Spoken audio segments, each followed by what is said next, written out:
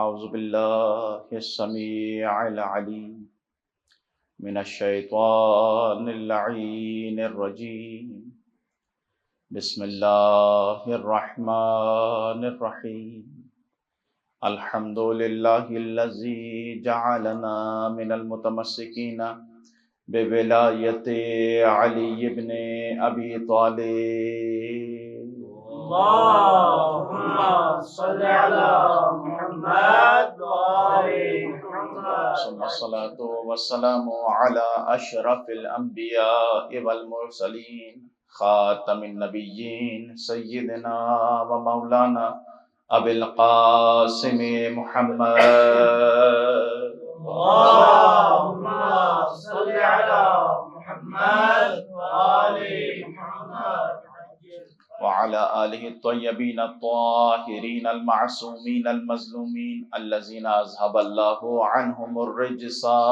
وطهرهم تطهيرا اللهم صل على محمد وآل محمد ولعنة الله على أعدائهم أجمعين من يومنا هذا إلى يوم الدين أما بعد فقد قال الله المنان في كتابه التبيان أعوذ بالله من الشيطان اللعين الرجيم يريدون أن يطفئوا نور الله بأفواههم ويأبى الله إلا أن يتم نورا ولو كره الكافرون صلوات محمد وعلى اللهم صل على محمد وآل محمد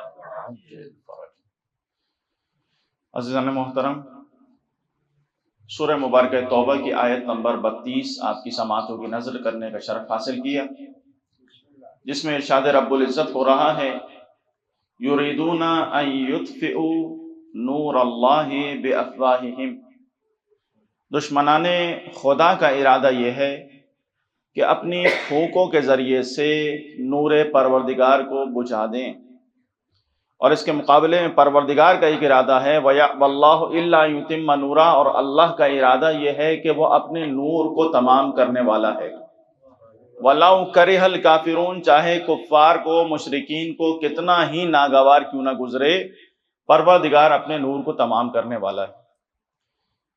گزشتہ 2 مجالس میں اس حوالے سے کچھ معروضات پیش کی کہ نور پروردگار کون ہے اور اس سے متعلق دشمنان خدا کی کیا کاوشیں ہیں، اور پروردگار عالم جو اپنے نور کو تمام کرنے والا ہے اس سے مراد کیا ہے، اور کس انداز میں پروردگار تمام کر رہا ہے اپنے نور کو۔ آج اسی سلسلے کو آگے بڑھاتے ہوئے اس نور الہی کہ جسے دشمن اپنی پھونکوں کے ذریعے سے بجھانا چاہتا تھا، اس کا جو پہلا مصداق ہے وہ کون ہے؟ نبی کریم حضرت محمد مصطفیٰ صلی اللہ علیہ وآلہ وسلم۔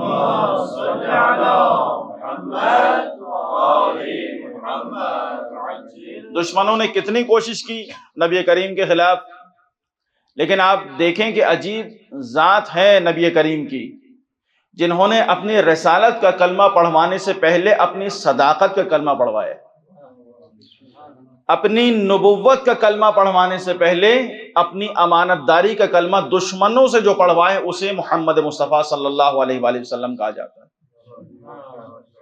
تو یہ ہم سب کے لیے مشعل راہ ہے اس اعتبار سے کہ نور پروردگار بھی ہیں، اور قبل اس کے کہ اپنی رسالت و نبوت کا کلمہ پڑھوائیں، اپنی صداقت اور اپنی امانت داری کا کلمہ پڑھوا رہے ہیں۔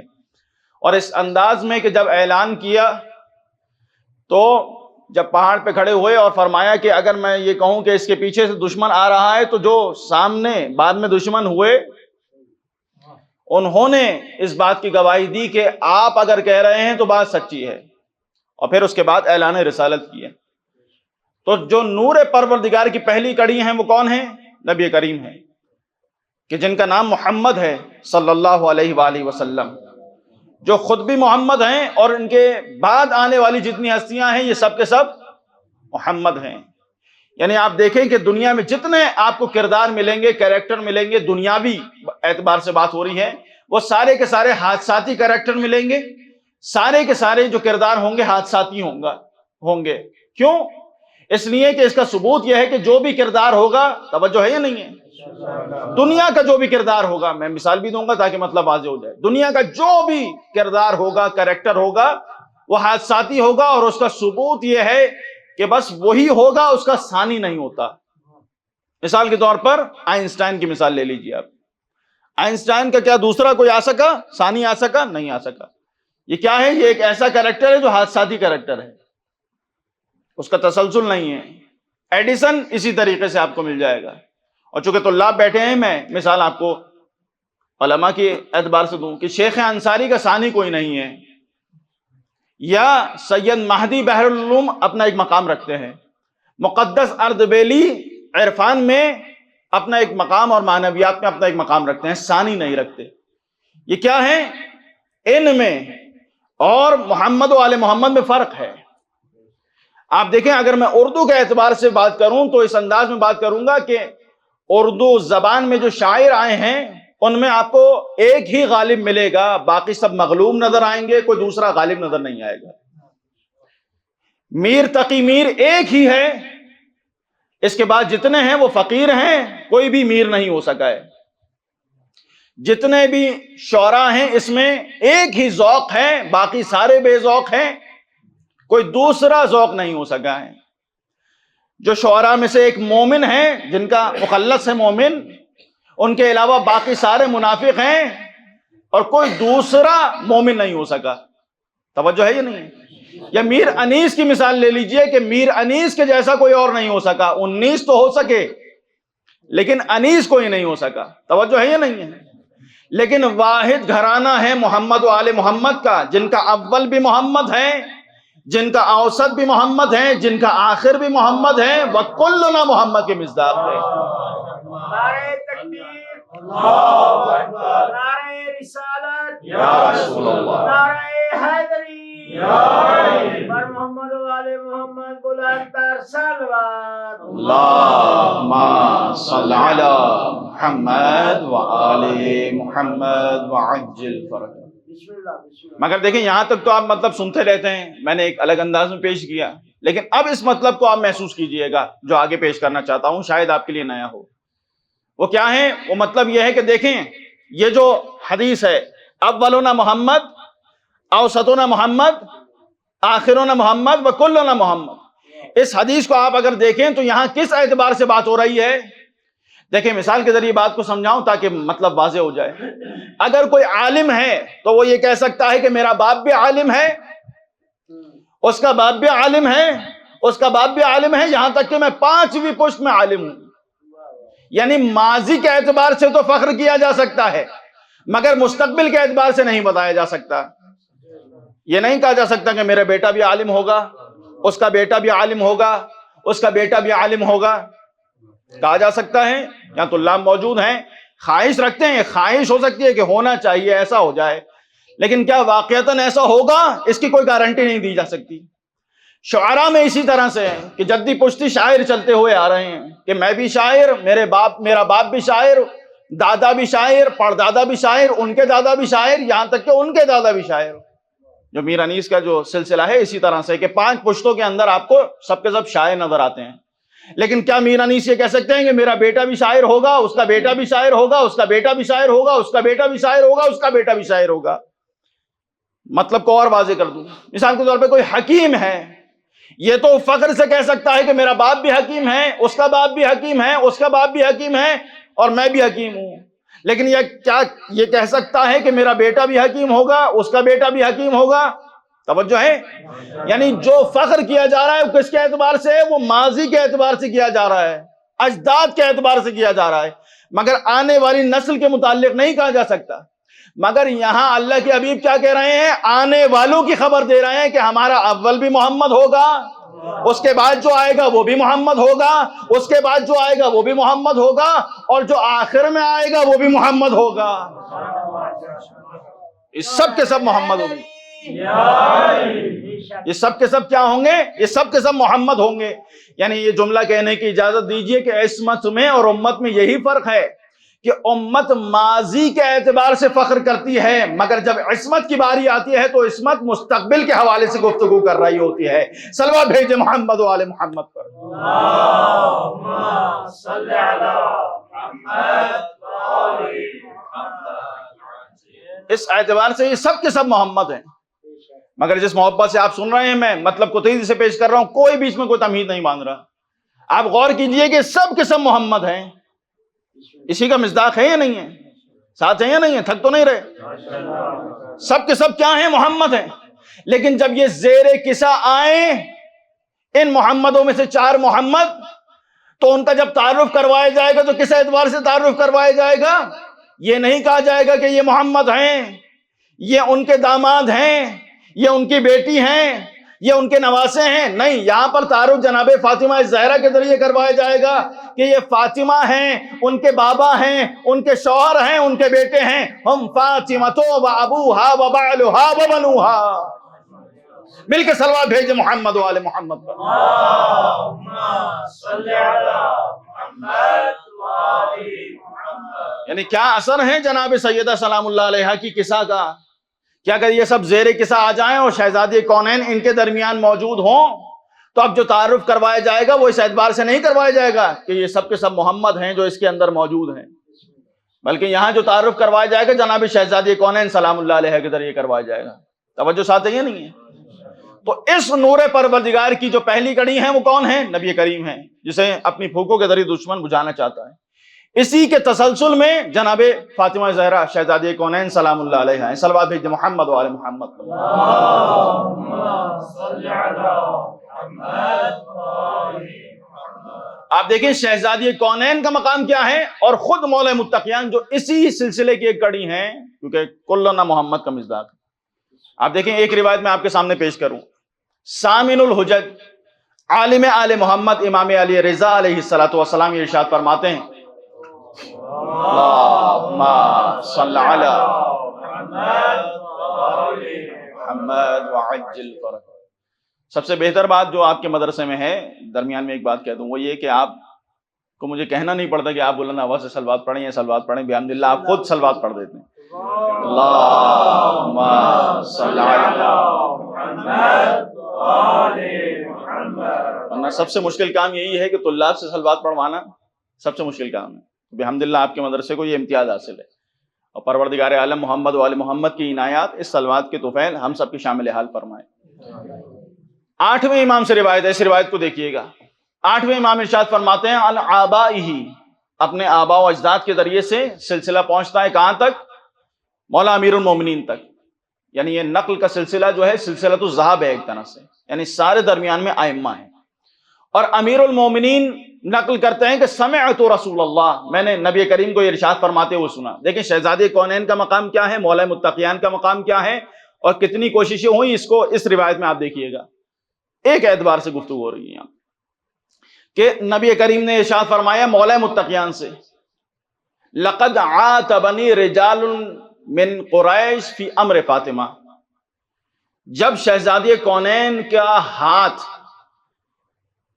امیر المومنین کے ہاتھ میں دے دیا اور رشتہ اور انتصاب ہو گیا تو کچھ لوگ ملامت کرنے کے لیے آئے۔ اب دیکھیں اس سے بہتر میں لفظ استعمال نہیں کر سکتا یہاں پر۔ لقد عاتبنی، آپ طلاب ہیں، آپ سمجھ جائیں کہ نبی کریم جو یہ جملہ کہہ رہے ہیں مورد عتاب قرار دیا ہے۔ میں اردو میں سب سے اگر کم ترین ترجمہ کروں تو ملامت کا ترجمہ ہوگا، اس سے بہتر ترجمہ میں، کیونکہ شان رسالت کی بات ہے۔ لیکن آپ دیکھیں اس زمانے میں بھی کس انداز سے لوگ آیا کرتے تھے اور کیا کہتے تھے۔ ملامت کی کس سے متعلق؟ کچھ قریش کے افراد آئے اور ملامت کی کس چیز کے بارے میں؟ یہ جو شہزادی کونین کا ہاتھ امیر المومنین کے ہاتھ میں دیا، اس کے متعلق مورد عتاب قرار دیا۔ اور پھر نبی کریم ارشاد فرماتے ہیں کہ مورد ملامت قرار دیتے ہوئے یہ کہتے ہیں، ختمناہا الیک، ہم نے بھی رشتہ مانگا تھا۔ توجہ ساتھ ہے یا نہیں ہے؟ رشتہ ہم نے بھی مانگا تھا، لیکن یا رسول اللہ منعتنا، آپ نے ہمیں منع فرمایا، وتزوجت علیا، اور فاطمہ کا ہاتھ علی ابن ابی طالب کے ہاتھ میں دیا اور ان سے شادی کر دی۔ ایسا ہے یا نہیں ہے؟ تو اب یہ ملامت کر رہے ہیں کہ آپ نے ہم سے کیوں رشتہ نہیں جوڑا اور علی ابن ابی طالب سے کیوں رشتہ جوڑ دیا۔ توجہ ہے یا نہیں ہے؟ یہاں اللہ کے حبیب نے جلال کے عالم میں لفظ جلالہ یعنی واللہ قسم کھا کے فرمایا واللہ ما انا منعتکم وزوجتہ بل اللہ تعالی زوجہ ومنعکم. کیا فرمایا؟ خدا کی قسم نہ میں نے تم سے رشتہ توڑا ہے اور نہ علی سے رشتہ جوڑا ہے، یہ میرا کام نہیں ہے، بلکہ اللہ نے تم سے رشتہ توڑا ہے، علی سے رشتہ جوڑا ہے. یعنی یہ میرا کام نہیں ہے، یہ امر فاطمہ اللہ کے ہاتھ میں ہے. توجہ ہے یا نہیں ہے؟ اور پھر دیکھیں آپ کہ یہاں پر اگر اس روایت کو دیکھیں تو اس روایت میں کہیں بھی نام نہیں بتایا رسول اللہ نے، فقط اشارہ فرمایا رجال من قریش، قریش کے کچھ مرد آئے. تو اگر رسول اللہ نے نام نہیں بتائے تو مجھ سے کیسے توقع رکھتے ہیں کہ میں نام بتا دوں گا آپ کو؟ ہے جب رسول نے پردہ رکھا تو میں بھی پردہ رکھوں گا. یہاں فقط ایک اشارہ کر دوں گا تاکہ ذہن اس طرف چلا جائے جہاں رسول پلٹانا چاہتے ہیں. وہ کیا ہے کہ جب مولا متقیان کے فضائل گنواتے ہوئے یہ کہا حسد کے باب میں کہ کاش ان میں سے ایک فضیلت بھی مجھے مل جاتی تو دنیا اور جو کچھ دنیا میں ہے اس ایک فضیلت سے بہتر ہوتی. وہاں پر ایک فضیلت شہزادی کونین سے رشتہ جڑ جانا ہے. کہا یہ فضیلت علی ابن ابی طالب کو ایسی حاصل ہوئی ہے کہ اگر مجھے حاصل ہو جاتی تو میرے لیے دنیا وما فیہا اور جو کچھ دنیا میں ہے اس سے بہتر ہوتا. لیکن میں یہاں جملہ کہوں کہ عجیب آرزویں ہیں، عجیب تمنائیں ہیں، ہے یا نہیں ہے؟ عجیب حسرتیں ہیں. انہیں یہ معلوم نہیں ہے کہ نور کا رشتہ نور سے ہوتا ہے. نور کا کف نور ہوتا ہے، ناری نہیں ہوتا ہے. صلوات بھیجے محمد و آل محمد پر. صلی اللہ علیہ. اب آپ اس روایت کو دیکھ رہے ہیں، یہ روایت ختم نہیں ہوئی یہاں پر. یہ اللہ کے حبیب نے اپنا پوائنٹ آف ویو بیان کیا کہ اللہ کے ہاتھ میں ہے امر فاطمہ. اور اب جب اپنے حبیب کو جلال کے عالم میں دیکھا تو پروردگار عالم نے جبرائیل کو نازل کیا. یہ 8ویں امام ارشاد فرما رہے ہیں جو عالم آل محمد کے لقب سے ملقب ہیں. فرماتے ہیں کہ پروردگار عالم نے اپنے نمائندے کو بھیجا جبرائیل کو اور یہ پیغام ان تک پہنچایا نبی کریم کے ذریعے سے کہ اللہ جل جلالہ یہ فرما رہا ہے ان اللہ جل جلالہ یقول لو لم اخلق علی لما كانت لفاطمہ ابنتک کفن علی وجہ الارض آدم فمن دونہ.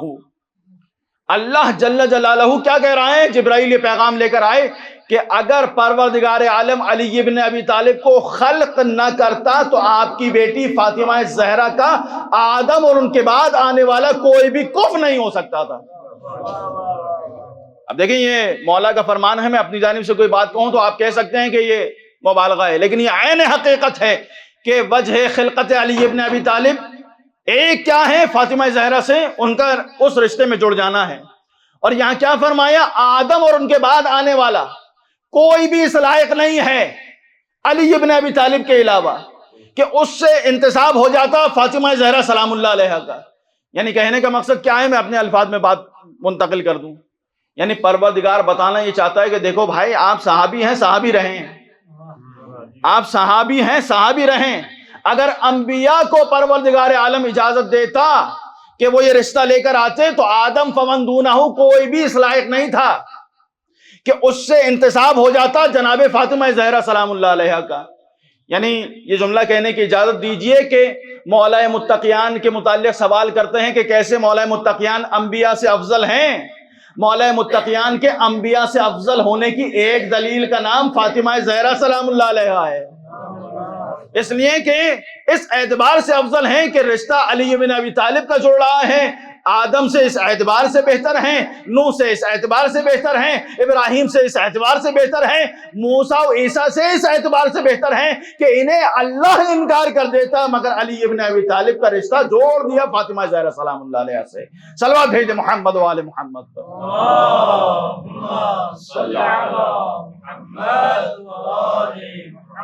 خورشید سر شام کہاں جاتا ہے؟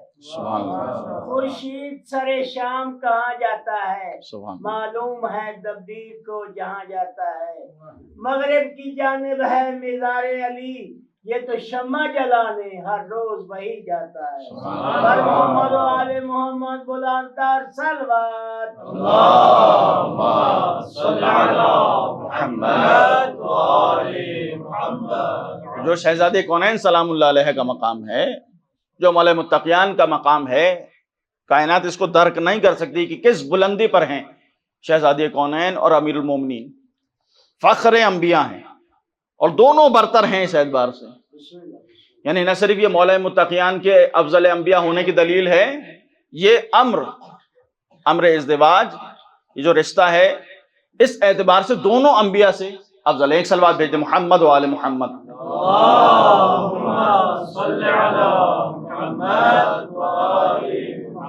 اب چونکہ بیان آج میری خواہش یہی تھی، اور میں بیان بھی کر رہا ہوں آپ کے سامنے کہ شہزادی کونین کی کچھ فضیلتیں بیان ہو، لہذا آپ اس کو اس اعتبار سے دیکھیں کہ شہزادی کونین کون ہیں. پروردگار ہمیں ایام فاطمیہ جو احیاء ہو گیا بحمداللہ، یہ جو احیاء فاطمیہ ہے در حقیقت احیاء محمدیہ ہے. یہ غدیر کو زندہ کرنے والے ایام ہیں. پروردگار ہمیں وہ ایام دیکھنا نصیب فرمائے اور انہیں زندہ کرنے کی توفیق عنایت فرمائے. یہ محمدیہ جو سلسلہ ہے اس کو احیاء کرنے والے ایام، معمولی ایام نہیں ہے ایام فاطمیہ. کیوں؟ کیونکہ آیت اللہ جواد تبریزی خود یہ کہتے ہیں کہ شیعوں کی حقانیت کی ایک دلیل فاطمہ زہرا کی قبر کا پوشیدہ ہونا ہے. کیوں؟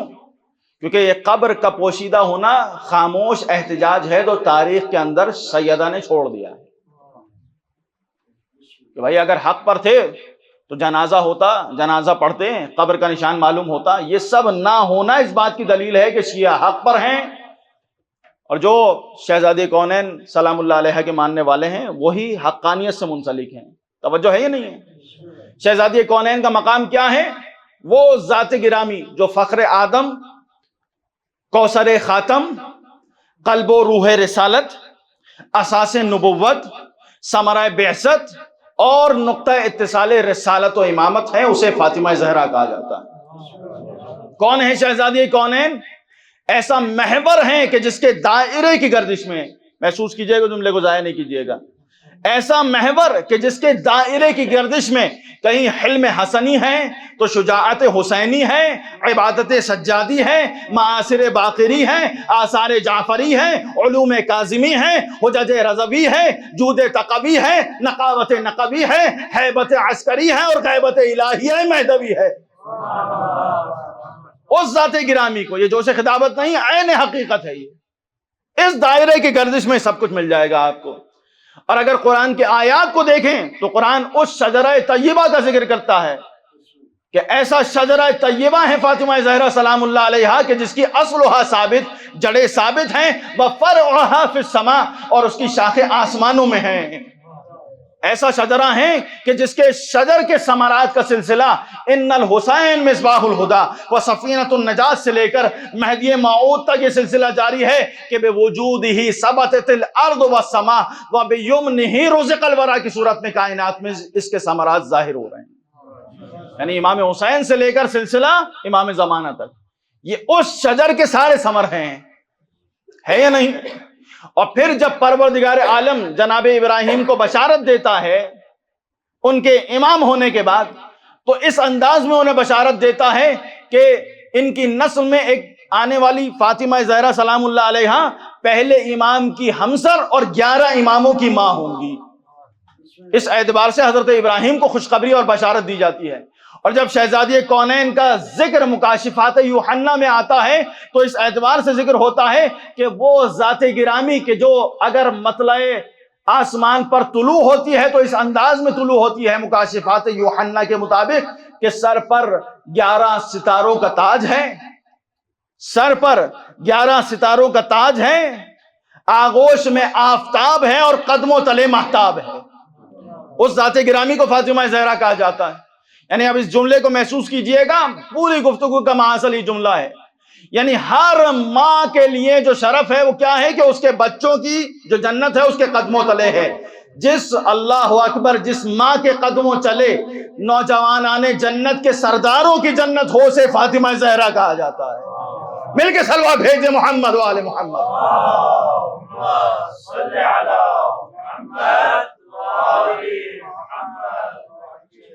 ان ایام میں انسان کیا مانگے؟ پروردگار عالم سے شہزادی کونین کی معرفت مانگے، ان کی نسل میں آنے والے ان ستاروں کی اور اس آفتاب و مہتاب کی، اس کو مانگے، ان کی معرفت کو مانگے ان ایام میں.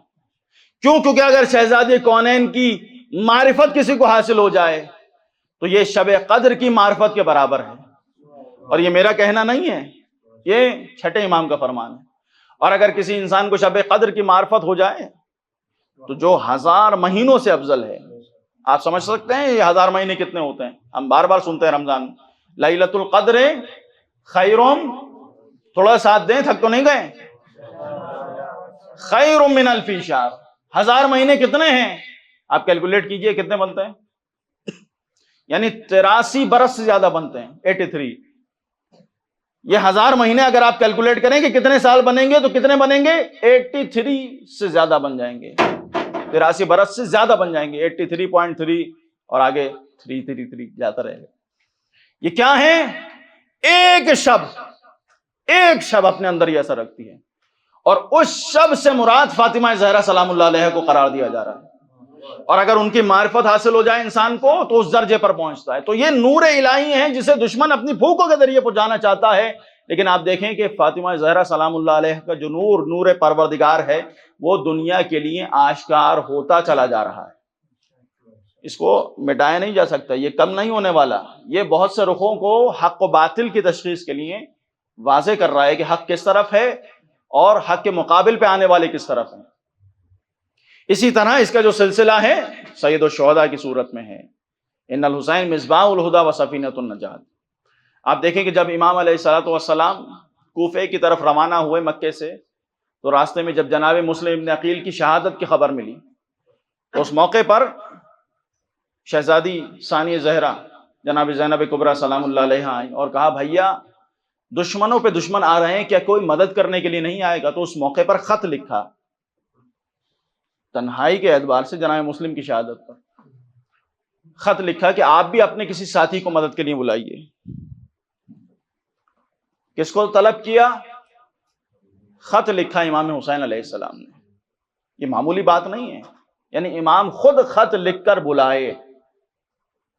کاش ہم ان 313 میں سے اس انداز میں ہو جائیں کہ جو مقام جناب حبیب ابن مظاہر کو نصیب ہوا ہے کہ امام خود خط لکھ کر بلا رہے ہیں. من الحسین الی رجل فقیر. نام نہیں لیا، پہلے صفت کو بیان کیا. وہ صفت اگر ہمارے اندر آ جائے تو وہ صفت اگر انسان کے اندر ہو تو طلب کیا جا سکتا ہے. وہ کیا ہے؟ رجل فقیہ ہونا. فقیہ کسے کہتے ہیں؟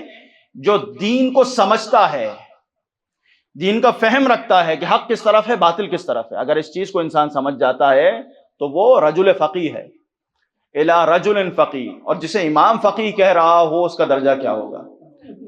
تو حبیب ابن مظاہر رجل فقیہ ہیں. امام خود یہ سند عطا کر رہا ہے.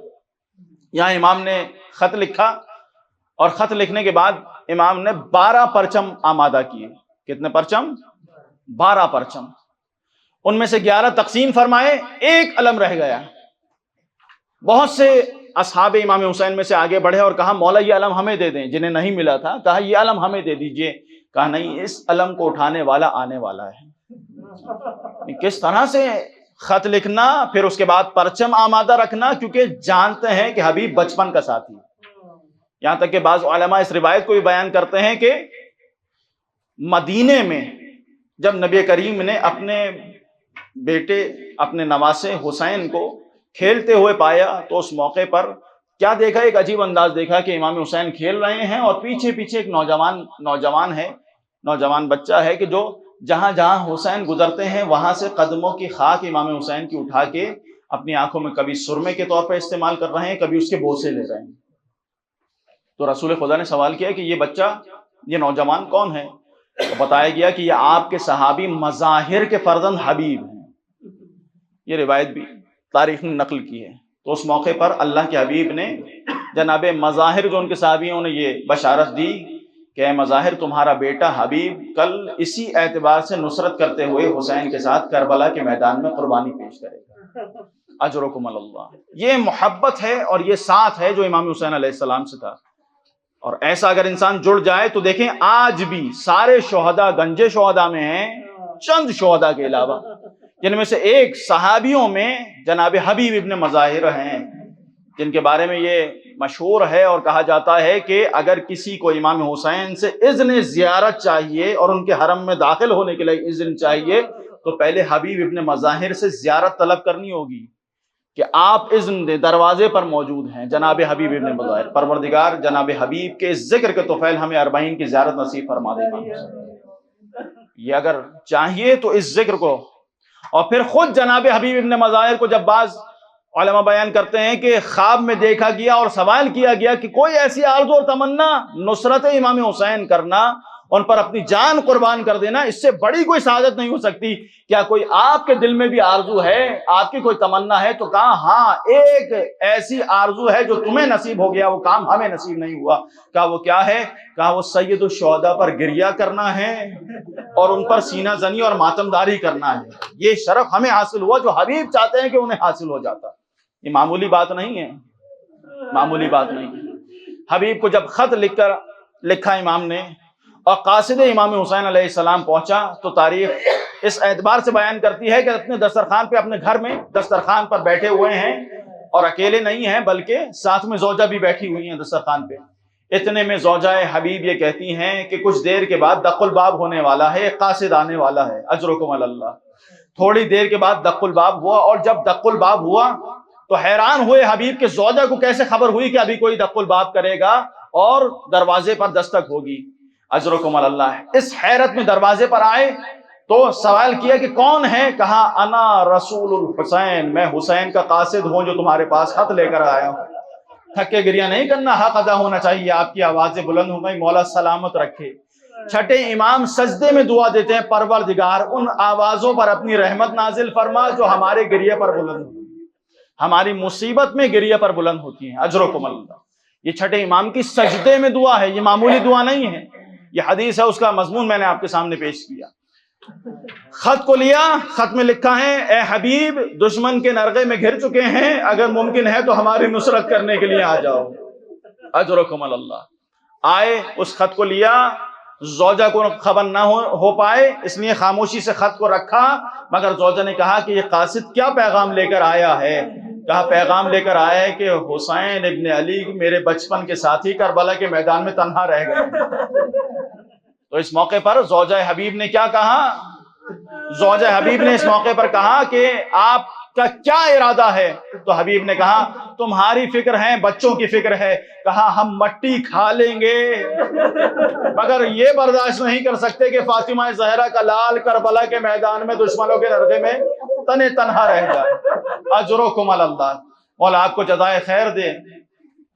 ذرا غور کیجئے کہ یہ وجہ کیا ہے۔ بعض علماء بیان کرتے ہیں کہ رات کو خواب، یہ جو معلوم ہوا زوجہ حبیب کو کہ قاصد آنے والا ہے، اس کے متعلق بعض علماء یہ بیان کرتے ہیں کہ رات کو خواب میں شہزادی کونین فاطمہ زہرا، جن کا ابھی ذکر ہوا ہے فضائل کے باب میں، آئی زوجہ حبیب کے خواب میں اور زوجہ حبیب سے کہا کہ اے زوجہ حبیب یہ بتاؤ تمہیں میرا بیٹا حسین زیادہ عزیز ہے یا اپنا شوہر حبیب زیادہ عزیز ہے؟ کہا میری جان قربان ہو جائے، میرا شوہر حبیب آپ کے فرزند پر قربان ہو جائے۔ کہا کل قاصد خط کو لے کر آئے گا، اس کے جواب میں تمہیں نصرت حبیب کرنی ہے تاکہ نصرت حسین ہو سکے، اجرکم اللہ۔ جب اس محبت کو دیکھا اور اس انداز کو دیکھا نصرت امام حسین میں، یہ زوجہ حبیب کا ایمان ہے، یہ نصرت امام حسین اس انداز میں کہتی ہیں کہ جب امام حسین کے پاس پہنچیے گا میری نیابت میں امام حسین کے دست مبارک کا بوسہ لیجئے گا، قدموں کو چومیے گا۔ یہ انداز زوجہ حبیب کی محبت کا ہے۔ حبیب نے اپنے غلام سے کہا کہ سواری کو ایک ایسے مقام پر لے جاؤ کہ دشمن کو معلوم نہ ہو، کیونکہ کوفہ پرآشوب ہے۔ غلام اس سواری کو لے کر گیا، گھوڑے کو لے کر گیا۔ حبیب مختلف راستوں سے ہوتے ہوئے اس کوچے میں پہنچے جہاں غلام اس گھوڑے کے ساتھ موجود ہے۔ ابھی دور ہیں، ایک مرتبہ کیا دیکھا کہ چارہ کھلاتے ہوئے غلام کہہ رہا ہے اے گھوڑے گھبرانا نہیں، اگر میرا مولا و آقا حبیب مدد کے لیے نہ آیا میں تجھ پر سوار ہو کر اپنے مولا و آقا حسین کی مدد کرنے کے لیے جاؤں گا، اجرکم اللہ۔ حبیب نے کربلا کے رخ کر کے کہا ہائے میرا مولا و آقا کتنا غریب ہو گیا کہ اب غلام بھی اپنی جان نثار کرنے کے لیے آمادہ ہے، اجرکم اللہ۔ آئے اس غلام سے کہا جزاک اللہ خیر الجزا، تم نے میرا اس دنیا میں اس زندگی میں بہت خدمت کی ہے، بہت ساتھ دیا ہے، میں نے تمہیں آزاد کیا۔ ایک مرتبہ وہ غلام وہی جملہ کہتا ہے جو ہم سب کے دل کی تمنا و آرزو ہے، جسے زبان حال میں اس نے بیان کر دیا۔ کہتا ہے کہ جب تک دنیا کی خدمت کی بات تھی اپنے ساتھ رکھا، مگر اب جب مولا آقا حسین کی نصرت کی بات آئی، مجھے آزاد کرنا ہے، مجھے آزاد نہ کیجئے، اپنے ساتھ میرے مولا حسین کی نصرت کے لیے لے چلیے۔ عزرکم اللہ، اپنے غلام کو لیا، سواری پر سوار ہوئے، کربلا کی طرف روانہ ہوئے۔ ایک مرتبہ کربلا میں حسین اپنے خیام میں جیسے ہی گھوڑے کے ٹاپوں کی آواز سنتے ہیں، کوفے کی جانب سے ایک سوار آ رہا ہے، اپنے بھائی عباس سے کہا، علی اکبر سے کہا، آگے بڑھو، میرے بچپن کا ساتھی حبیب آ رہا ہے، جا کر اس کا استقبال کرو۔ دونوں شہزادے کا استقبال کیا، خیمے میں لے کر آئے۔ اصحاب حسینی کی نعرہ تکبیر کی آوازیں بلند ہوئی، اللہ اکبر کی صدائیں بلند ہوئی۔ ایک مرتبہ ثانیہ زہرا اپنے خیمے میں بیٹھی ہیں، اپنی ماں فضہ سے کہتی ہیں، اب تک تو دشمن پہ دشمن آ رہا ہے، یہ کون آیا ہے کہ جس کی وجہ سے نعرہ تکبیر بلند ہو رہا ہے؟ میرے بھیا کی مدد کرنے کے لیے کون آیا ہے؟ ذرا جا کر خبر لیجئے۔ اب جو آئی واپس خبر لے کر آئیں جناب فضہ کہ شہزادی حسین کے بچپن کا ساتھی حبیب آیا ہے، کہا حبیب کو میرا سلام پہنچاؤ۔ حضرکم اللہ، جیسے ہی سلام ملا حبیب منہ کے بل زمین پر گرے، ارے کربلا کی خاک کو اپنے سر میں ڈالا، ہائے سید زادی، ہائے آقا زادی، کیسا وقت آ گیا ہے غربت کا کہ ارے شہزادی غلاموں کو سلام کہلوا رہی ہیں۔ کہا جب تک حبیب کا یہ پیغام ثانیہ زہرا کو پہنچا دیجئے کہ جب تک میرے بدن میں جان ہے ثانیہ زہرا کے خیمے کی طرف کوئی نہیں دیکھ سکتا۔ مگر ہائے جب شام غریب آئی، بیویاں ایک خیمے سے دوسرے خیمے میں، سارے خیام جل گئے۔ جہاں اپنے بھائی عباس کو زینب نے پکارا، ارے وہی آواز دی، بھیا حبیب میرے سر پہ رضا نہیں رہی، میرے سر پہ رضا نہ رہی، کوئی محافظ نہ رہا۔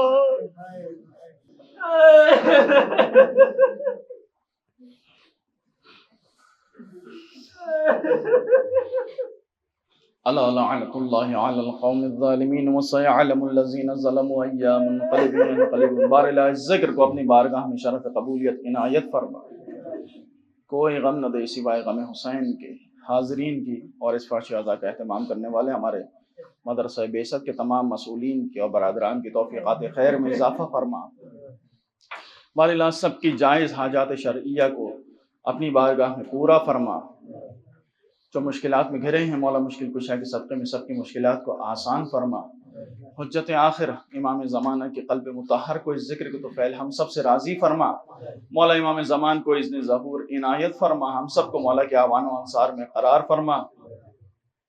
اللہم ارزقنا فی الدنیا زیارت الحسین وفی الآخرت شفاعت الحسین واکتبنا مع زوار الحسین واحشرنا یوم القیامت تحت لواء الحسین واجعلنا من الباقین فی مجلس عزاء الحسین واجعلنا من انصار الحسین وادخلنا الجنة من باب الحسین وادخلنا الجنة مع انصار الحسین علیہ السلام۔